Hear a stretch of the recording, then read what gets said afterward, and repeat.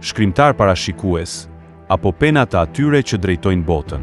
Antikrishti shkruan apokalipset e tij, gjatë kohëve të fundit u përpoqja të plotësoj një puzzle që kisha nga leximet e mia, duke kërkuar libra, shënime, publikime dhe të tjera, për të plotësuar pjesët që më mungonin nga kjo ide, se shumë ngjarje nga këto që po ndodhin nuk janë parashikuar nga profet me aftësi hyjnore, por janë shkruar nga shkrimtar, shumica e tyre thuajse ateist, afetar, tejet racional, materialisht dhe pragmatist, por fantazmagorik për nga ato që kanë shkruar që për epokën e tyre. Dukeshin fantastiko, shkencore ose fiction. Ja dola deri diku, pas shumë kërkimesh, leximesh, konsultash, kontaktesh dhe durimi për të dhënë të ngjeshur, një tablet të frikshme deri diku, përveç se tronditëse. Si më poshtë shkrimtarët, filozofët, shkencëtarët me një mini biografi dhe botimi të cilit jam referuar, duke shkëputur fjalë dhe fraza prej secilit, që janë ngjarje dhe fakte të së sotmes dhe që vetiu dhe pas forco lidhen organikisht dhe konceptualisht me njëra tjetrën. Çuditërisht, ose shumë natyrshëm për ata që njohin tektonët masonët, thuajse të gjithë janë britanik. Nga ishulli janë dërguar mesazhet e thellësive të kohëve për të sotme. As pak rastësi. Mary Shelley lindi në vitin 1797, shkrimtare angleze, me një seri librash, disa prej të cilëve si The Modern Prometheus, janë konsideruar si një shembull arkaik i shkencës fiction.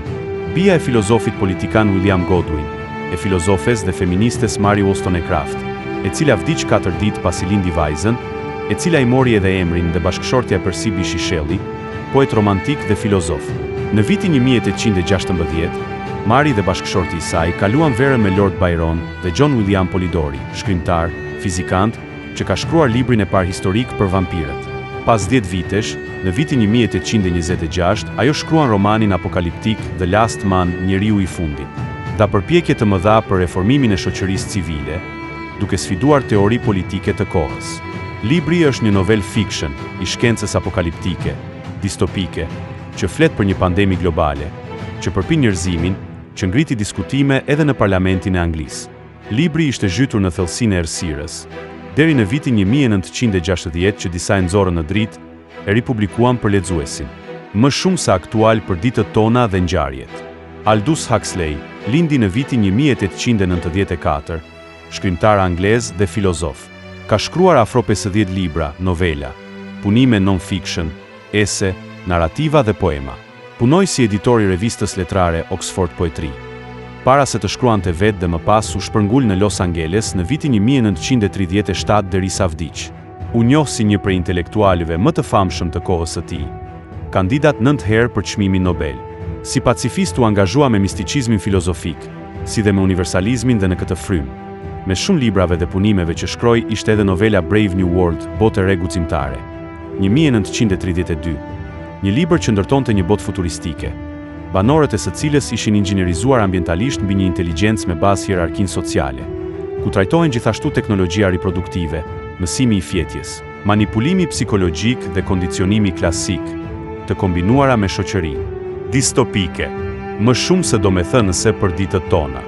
Në vitin 1999 libri u klasifikuan ndër 100 librat më të mirë anglez të shekullit të 20. George Orwell Eric Arthur Blair, i njohur me emrin e letrave George Orwell, lindi në vitin 1903, shkrimtar, eseist, gazetar dhe kritik anglez.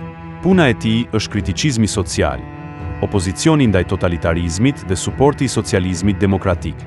Orwell ka sjellë në anglisht një seri neologjizmash, si për shembull Big Brother, që janë bërë teje të përdoruar kryesisht në kohët tona. I lindur në Indi, por i rritur në Angli. Gjatë luftës së dytë botërore, punoi si gazetar për BBC. U bë i famshëm me botimin Animal Farm, Farma e kafshëve.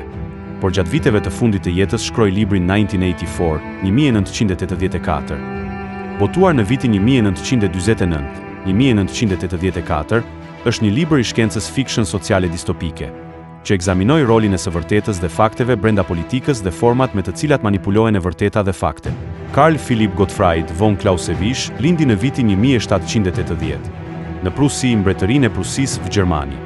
Një general prusian, teorist ushtarak, që injektoi në principet e luftës aspektin politik dhe psikologjik në konceptin modern të kohës, ishte gjithashtu një realist dhe racionalist, si dhe një hegelian për nga metoda e tij dialektike.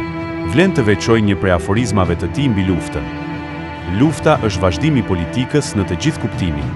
Sërish gjithçka që ka shkruar për luftën dhe politikën, i gjem sot të aplikuara. Jean Baudrillard lindi në vitin 1929, francez, sociolog, filozof dhe teorist kulture. Është i mirënjohur për analizat mediatike, kulturën kontemporane dhe komunikimin teknologjik. Është gjithashtu nxitës dhe formuluesi koncepteve, stimulim dhe hiperrealitet. Ka shkruar për personin konsumator, marrëdhëniet gjinore mes të tjerash. Ndërbotimet më aktuale sot, sikur të jetë ai planifikuesi i situatave që përjetojmë, është libri simbolik Exchange and Death, shkëmbimi simbolik dhe vdekja. Baudrillard mund të shikohet edhe si kritik i post-strukturalizmit dhe është distancuar nga post-modernizmi. Fraza dhe paragraf brenda librit janë pikërisht ajo që jetojmë sot, me imponim. Bertrand Arthur William Russell lindi në vitin 1872, britanik, matematicien, filozof, logjikolog, intelektual publik. Ka folur që në kohët e tij për inteligjencën artificiale, shkencën konjektive, filozofinë analitike, filozofinë e matematikës, epistemologjinë dhe metafizikën. Me raste advokatoi parandalimin e luftës nukleare, përpara monopolit atomik që e çoi edhe më tej në idenë e qeverisë botërore. Russell në vitin 1950 u laureua me çmimin Nobel në letërsi, kryesisht për shkrime dhe botime për idealin humanitar dhe lirinë e mendimit. Mendimet e tij për qeverinë globale duket se janë ato që po aplikohen sot. Nuk egzagjeroj t'ju them që ka parashikuar, nëse nuk i është thënë, edhe forma se si do të realizohet. Simon Critchley lindi në vitin 1960, anglez, filozof. Sfidon traditën e antikitetit se filozofia fillon tek mrekullia, çudia, habia dhe debaton dhe parashtron idenë se filozofia fillon tek zhgënjimi. Si dhe dy format e zhgënjimit janë ai fetar dhe ai politik. Ky anglez i mirënjohur, dekada më parë na flet për vaksinën dhe mendimin e tij kundër saj. Më shumë se aktual, në mos parashikues, apo i mirë informuar, kjo mbetet në gjykimin e gjithsecilit. Autorët më si përvijnë nga thellësia e kohëve dhe takohen së bashku, konvergojnë në ditët tona, me ato që ata kanë thënë dhe shkruar në kohët e tyre. Por për ne sot, në këto që realisht sot po ndodhin, profet nuk janë kurrë si, parashikues edhe mund të jenë. Kjo në gjykimin e çdo kujt. Por a mos ndoshta këta njerëz janë të informuar dhe përcjellës të ideve të vatrës së mendimit të atyre që drejtojnë botën?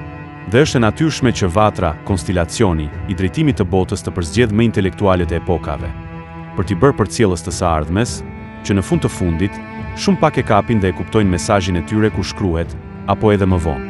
Por, teksa vjen koha që idetë e shkruara nga penat e arta ndodhin, kujtohen disa, si ne, që ju referohen dhe i sjellin në kohë ato që ata kanë thënë dje për ne sot. Mary Shelley në librin e saj Njeriu i fundit, i shkruar në vitin 1826, temë qendrore të tij ka një pandemi, një epidemi globale që gjen fillesën e saj në Azi. Transmetohet në të gjithë botën dhe, lexoni me kujdes, virusin e quan armiku i padukshëm. Sot, të gjithë krerët e shteteve, të gjithë marionetat e propagandës mediatike, na flisnin për armikun e padukshëm. Aldous Huxley, në librin e tij Botë e re guximtare, flet për qeverinë globale që drejtohet nga 10 administrator, që e arrin të shndërrojnë banorët e globit në sklevër të lumtur. Është pikërisht kjo që duan të bëjnë me ne sot, që në emër të sigurisë bëhemi sklevër të lumtur, teksa shteti përpiqet të na mbrojë mes izolimit. Pra, që të jemi të sigurt, nuk duhet të jetojmë. Orwell dhe Clausewitz na kanë shkruar mjaft për luftën, për varfërinë, për imponimin, deri dhe për parandalimin e luftrave nukleare. Ndërsa Jean Baudrillard në librin e tij Shkëmbimi simbolik dhe vdekja, në një prej faqeve të tij flet për detyrim, imponim dhe kërcënim në emër të sigurisë. Na kalon pikërisht mesazhin që përjetojmë sot, që me gjithë masat që na vendosën, ndaluam së jetuari me frikën se mos vdesim. Baudrillard shkruan: siguria është një zgjatim industrial i vdekjes, ashtu si ekologjia është zgjatim industrial i ndotjes. Ndeshemi me fenomenin e përmbysjes së vdekjes, me pasojë stagnacionin e vazhdueshëm. A nuk është sot gjithçka në stagnacion, në emër të shmangjes së vdekjes, por që vetë vdekjen po injektojnë me të gjitha format e detyrimi imponimit? Diku më poshtë do të shkruaj frazat shokuese. Kush është heroi i vërtet? Ai që mohon, kundërshton, nuk pranon që të vdes. Rezistenca e të presupozuarve të papërgjegjshëm dhe të verbër duhet të lidhet vetëm me ata që historikisht janë trupa demografike që promovojnë grupe tradicionale kundër progreseve ortologjike sociale të qeverisjes. Çfarë janë progreset ortologjike sociale? Vaksinimi, siguria e shëndetit, edukimi në shkolla, higjiena, kontrolli i lindjeve. Më pas shkruan, do u bëjnë doping njerëzve me virusin e vetë mirëmbajtjes dhe sigurisë. Si dhe për të arritur qëllimit që kjo të implementohet, do të ngulmojnë deri në vdekje. Në altarin e të ashtu quajturës siguri, njerëzit do të humbasin me imponim lirinë e përzgjedhjes. Më qartë dhe më shkoqur nuk ka ku shkon.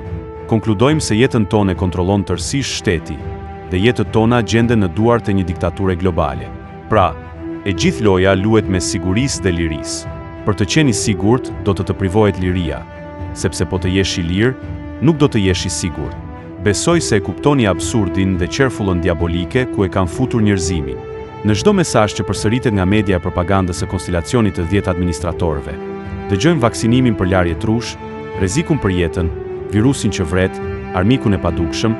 Tani janë shtuar në ofshamën e propagandës kriza ekonomike, kolapsi bankar, kriza energjetike, prej 2 dekadash terrori dhe terrorizmi, tani u shtua edhe lufta. Dhe të gjitha këto në emër të sigurisë. Po burgosemi, varfërohemi dhe traumatizohemi në emër të sigurisë. Nga i dinin të gjitha këta shkrimtar, filozof, intelektual, teksa flasim me kaq precizion deri matematikor në disa parashikime që realisht po ndodhin eksaktësisht ashtu siç i kanë shkruar. Janë vallë profet, kurse si, nuk kanë asgjë hyjnore. Janë disa thuajse ateist. Nuk kanë lidhje me besimin në Perëndi. Mos janë ndoshta njerëz të një arkade që u jep një detyrë të caktuar dhe që din ta perifrazojnë në mënyrë sa komplekse.